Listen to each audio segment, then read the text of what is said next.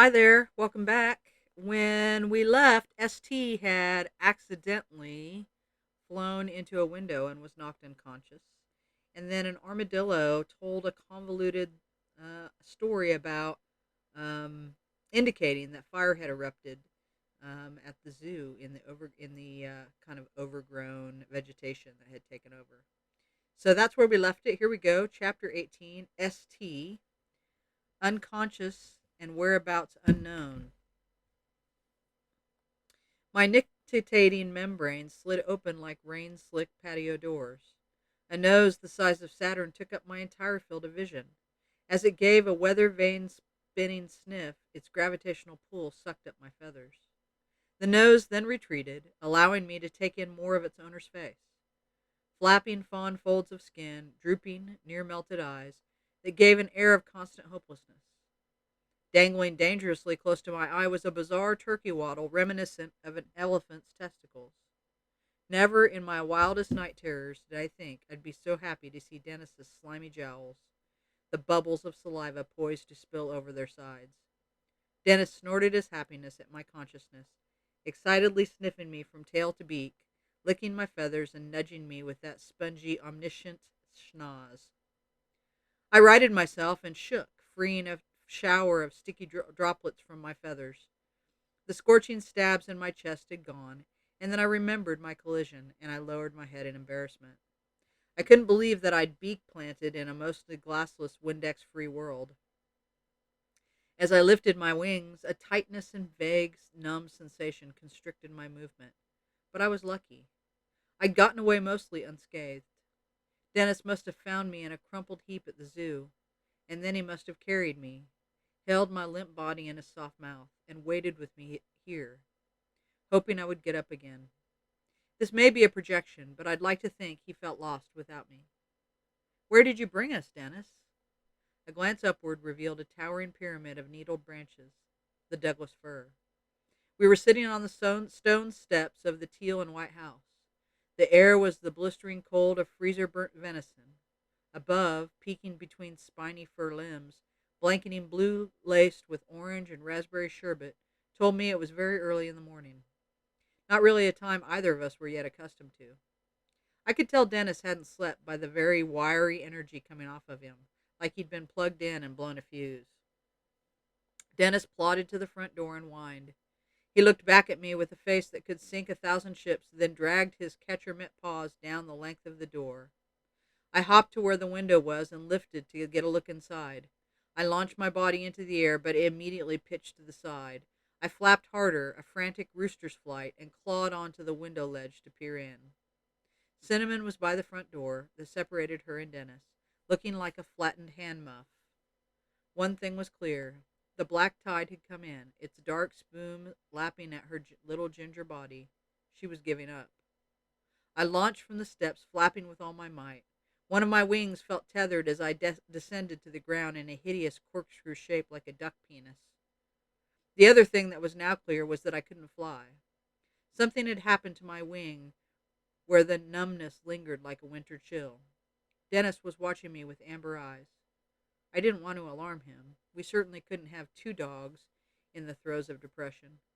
These were Cymbalta-less times, for shit's sakes. But the implications of being a near flightless bird in this brutal world were horrifying. I felt the weight of doom, as if I should be preparing my will, perhaps penning some pithy quips for my own eulogy. My defense had always been to take to the air. Now what would I do? I was a sitting duck.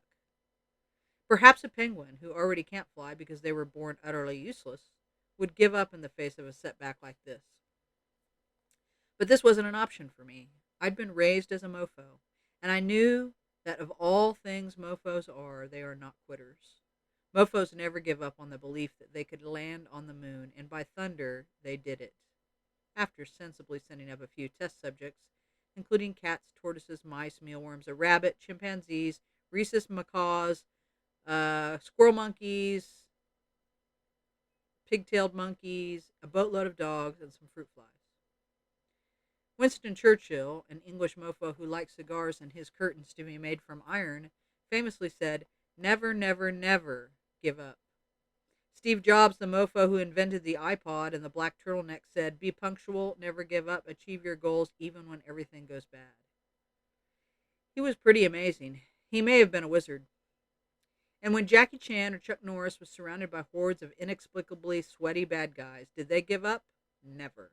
They fought back, avoiding a hailstorm of bullets with their mid-air body torpedo spins, who farted expressions, and long, feathery mullets. How's that for optimism and an indelible spirit? Mofos didn't need wings to soar. Maybe being grounded would make me more mofo than ever. So I got to doing what mofos do best. I got to thinking. I thought about not having hands or working wings, and then I decided, much like a penguin tuning out the massive amount of danger it constantly faces, not to focus on what I couldn't do, but rather on what I could do. And when I thought of the things I was capable of, well, then and only then did a plan start to form. It was risky, wild, and far-fetched, but it was all my own, and it started with a treasure hunt. I fluttered haphazardly onto Dennis's back and gave a sharp whistle. It had become clear on this second attempt at going airborne that I now had the aviation skills of an obese chicken. Again, I tried to focus on the positive and not the comparison to a bird who likes to sing while ovulating and has the worst retirement plan of all time, pot pie. Dennis understood that I had a plan, and both of us could feel electricity in the morning air. After Dennis urinated on the Douglas fir and I bobbed up and down, bowing out my apologies like the arm of a Manichico cat, we set off along Finney Avenue. Maneuvering Dennis wasn't as straightforward as one might hope. I could have really used some reins, but we didn't have time for these sorts of luxuries. Instead, I relied upon the training I'd done with him, ordering him to stay or let's go. The trickiest part was not having a system for telling him to go left or right, but I eventually found that he got the gist if I leaned in the desired direction from my perch on his thick back. Unless he smelled something that piqued his interest, then we were screwed, and I resigned myself to fulfilling his quest to water a fire hydrant or investigate a pile of rotting trash. As usual, we were at the mercy of his honker, but for the most part, our mission was full steam ahead. Aura's stupid song had started up, but I blocked it out by humming tunes I'd once heard on the radio, including one about memories by a songbird of a mofo named Barbara Drysand. The sun was drizzling the rows of buildings on Finney Avenue with the liquid gold of a pale ale. The first area we investigated was an apartment building. The windows were all smashed, which allowed us to hop over the base of the white door frame and into its ransacked lobby. A fake kinshasa palm lay on its side, terracotta pot smashed, soil spilled on the lobby tiles like leaking blood. A wall of metal mailboxes were dented and warped. A broken door beckoned. "Hello?" I said, hoping to flush out any sick mofos or anything else hiding near the lobby. Dennis and I waited. Silence. You could have heard a dust mite queef in there. Satisfied that we were alone for now, I hopped off Dennis and began searching. I had explained to him that what we were looking for, but didn't feel he'd fully grasped the concept. A door was hanging by one hinge, half blocking a room that called itself the rental office. Something quite gruesome had gone down in the rental office, as evidenced by the mofo leg that was sticking out of the top of a mangled filing cabinet.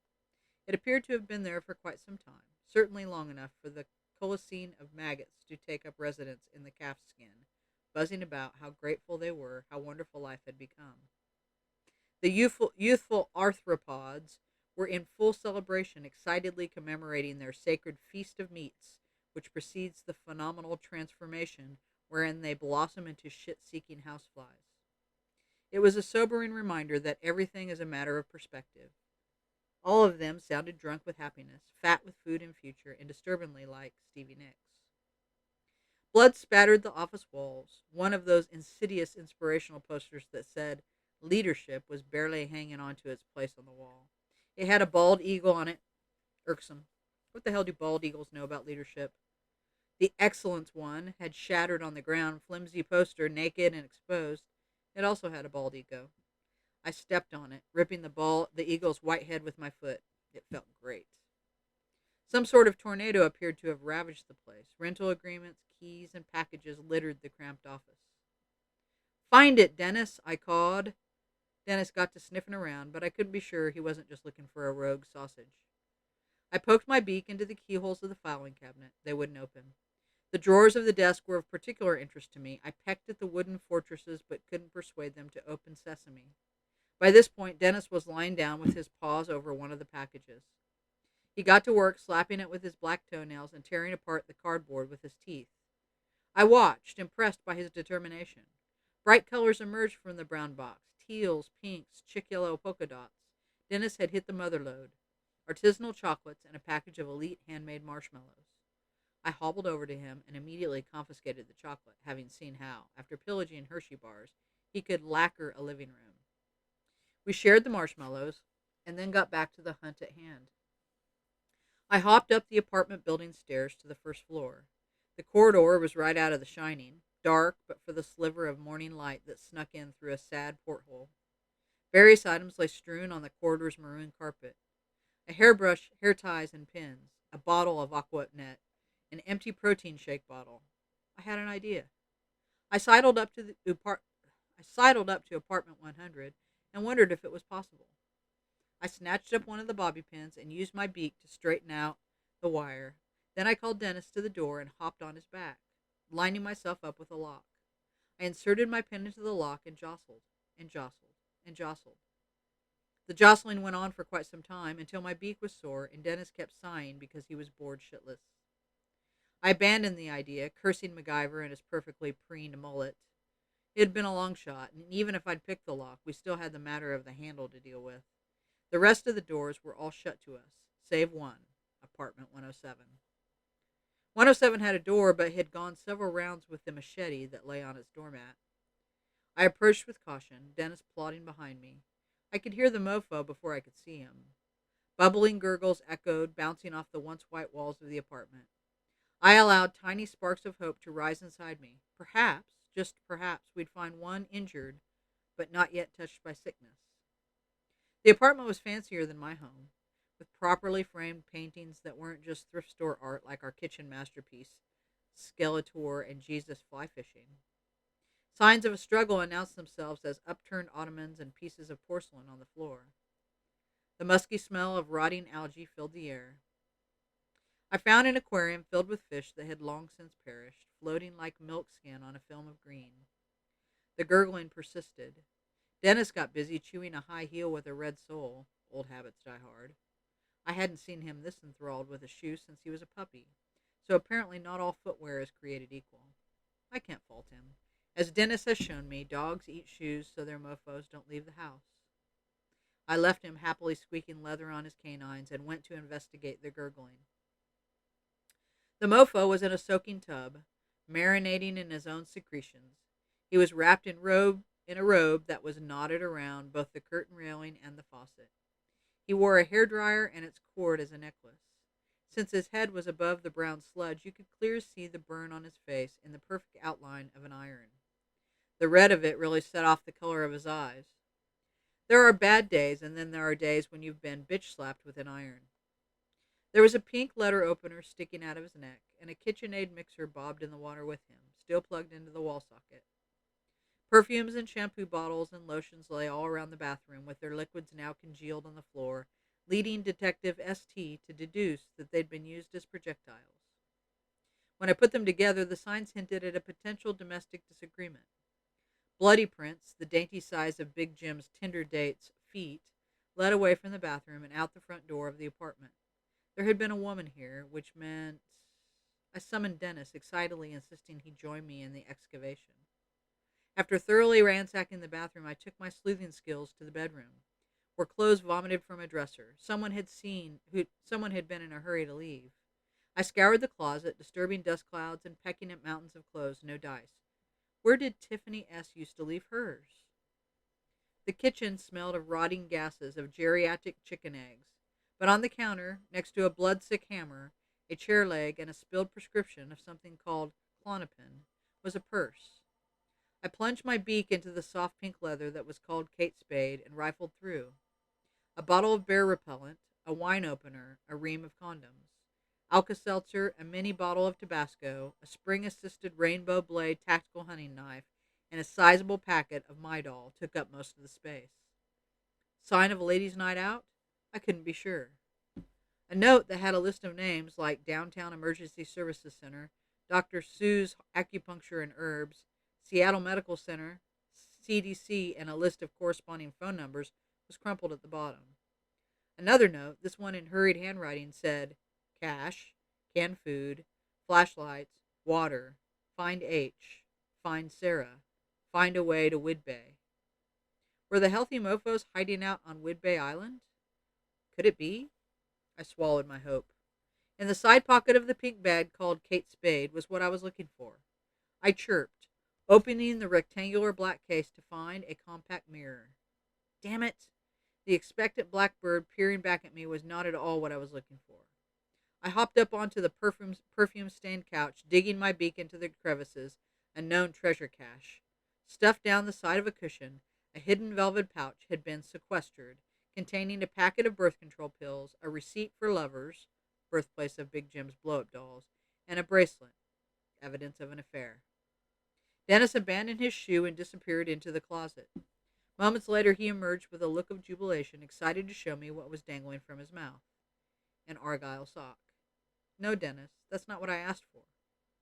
His rudder of a tail swung left and right. Upon seeing my disappointment, he dropped the sock and retreated to the closet. I had decided we should leave apartment 107 when he reappeared. This time, he had an iPhone in his mouth. Open-beaked, I stared at the bloodhound I'd grossly underestimated. His entire slobber-slimed life. Dennis returned to the high heel, flopping on the ground to resume masticating. Good boy, Dennis. My dear Dennis had cracked the case. I encouraged Dennis, in shoe ecstasy, now having removed the heel and punctured through the scarlet sole, to say a small prayer as I pushed my beak on the power button. I held my breath. Dennis stopped chewing, staring at me with a giant saliva leash attached to the collapsed X-shoe. He emitted a thin whine. I hopped from side to side, waiting. Come on. The phone screen lit up, and in an instant it was Christmas, July 4th, the Seahawks winning the Super Bowl, and a 7-Eleven wide sale on Cheetos. I hopped up and down, unable to contain my glee. That cool electric beam was the same majestic luminance that came from the enchanted interior of a refrigerator, and Dennis and I stared, enjoying its instantly cloaking comfort, realizing how much we'd missed it, how long we'd been in the dark. I powered off the iPhone, and we got the hell out of that hideous apartment complex, making our way along Finney Avenue in search of the second part of my plan. There may or may not have been a very quick detour into a la mode pies, where Dennis snarfed down what looked to be an ancient cobbler. I helped myself to something that had once been called bourbon butterscotch pie, but only a little. I had to reel that shit in. Jesus, at this rate, if the predators didn't get us, the diabetes would. Still, a little sugar rush might not be the worst thing for what I was planning. I clutched the smartphone in my beak, feeling a growing sense of terror. The cell phone represented power, a lusted after treasure. All the sick mofos were wearing out their limbs and eyes searching for its luminous glory. And in a world with no electricity, we had as long as the battery would last. We set down Finney Avenue, back the way we came, under a bright, overcast sky the color of silver silk. This time, I was the one who was hunting. On the road ahead, between the Ride the Ducks vehicle that lay on its side and a pile of empty beer crates, a willowy mofo wandered alone in front of us. He was naked as a mole rat, apart from the neon body paint splashed across his hairless torso that said "Live" in full color, and his unicorn hat. He staggered toward a corrugated metal sheet that had been torn from a storefront. He placed his twisted face up close to the metal and started to trace his eyes and head left and right, as if tracking something written in its grooves. On his back, the rainbow of paint spelled out, "Proceed with love and you will live forever." He was missing a butt cheek. We walked right past him. We knew he was lost in his sickness. I found my prey in the middle of the avenue, standing on letters where someone had poured out a message in gas and lit it on fire. "Turn it all off," the blackened message cried. She was staring at the sky, still and white as a birch. Her pants and vest were of shiny black leather, her hair a long silver rope. Tattoos spidered up her doughy arms, a naked pin-up woman, straddling a torpedo, a laughing skull wearing a beanie, a motorbike that was on fire. Art prophetically imitating life, seeing as how a Harley lay charred on the sidewalk nearby. She was corpulent, surprisingly intact, and with a waddle like Dennis's. She was absolutely perfect for my purposes. I croaked at Dennis, preparing him for what was to happen next. With his fur grasped in my feet, I could feel his stiffening reluctance to go near the biker mofo. But time had been brought back to our world in the form of a battery whose limited life drained away by the minute. We needed to act fast. We passed the biker mofo to give ourselves an advantage. I ruffled my feathers to calm my nerves, quietly telling myself that this is what I was good at. ST, A+ honors student of Loring, had become the teacher. Gingerly, I placed the cell phone onto Dennis's thick back. It was time. I used my beak to long press the power button, remembering Big Jim's delight the first time I'd gotten it right. The Cheeto reward, that cheddary flavor of success. Good boy, shit turd. The phone lit up underneath me, an electric bright screen and an apple silhouette. I looked up. The biker mofo's neck snapped toward me, red eyes widening. A horrible shrill whine streaked through the mid-morning silence. The unicorn mofo swiveled, horn and penis swinging. He locked us in his sights. "Let's go," I screeched at Dennis, driving my claws into his back. The mofos broke into a run. Dennis kicked into high gear, thundering across Finney Avenue. Ducking and clenching so hard my feet shook, I pressed against the wind that threatened to topple me from Dennis. A peek behind me revealed two mofos, necks craned forward, bouncing unblinking red eyes, their legs pounding the road at an unnatural speed. They were gaining on us. Dennis was fast, but he was no greyhound, and whatever the sickness was, it gave the mofos strength and speed they never had before. Another quick glance. The mofos had halved the distance between us. I could smell them, the hot scent of decay. I heard their tendons and bones creaking under the impact. They were galloping. "Faster, Dennis, faster," I told him with my feet, and the panic seeping from my plumage. The biker let out a deafening shriek. The unicorn coughed back. They were gaining on us. We shot past more apartment buildings, the daycare center, and then I could see the Douglas fir pointing from the sky, and I said a small prayer that I made up on the spot, as best as an agnostic crow can do. Then Dennis was hurling us up the stone steps of the teal and white house, and I jumped off his back using everything I had. I fluttered up to the window ledge, grasping its spidery wooden edge with my feet. I turned. The biker mofo was in the lead, silver rope swinging behind her, glistening leather and rolls of doughy white skin surging forth, pounding the stone steps, naked unicorn right on her heels. I had seconds to get it right. As her foot touched the welcome doormat, I whipped my head sideways, sending the iPhone airborne. Throwing myself from the ledge, I scattered out of the way. I heard the glass shattering before I had the chance to turn and witness the glory. The biker mofo burst through into the living room, rolling onto the ground and releasing the room's hot breath of fetid air. The unicorn scampered in after her. I fluttered back up to the ledge to see both of them diving for the hardwood where the iPhone had settled. They huddled, necks craning unnaturally, worshiping the screen's bright glow. They extended their arthritic pointer fingers, tracing them listlessly against the iPhone's screen. Silence. It worried me. My eyes darted around the glass carpet, around the empty wrappers and dusty furniture. Where was Cinnamon? I bobbed my head in preparation, and then in my best Big Jim, I said, "Zzzt! Come!" Several painful moments of stillness slogged by. Just decay and dog shit and broken mofos feeding their mysterious addiction. Had she ran? Panicked and hurt herself?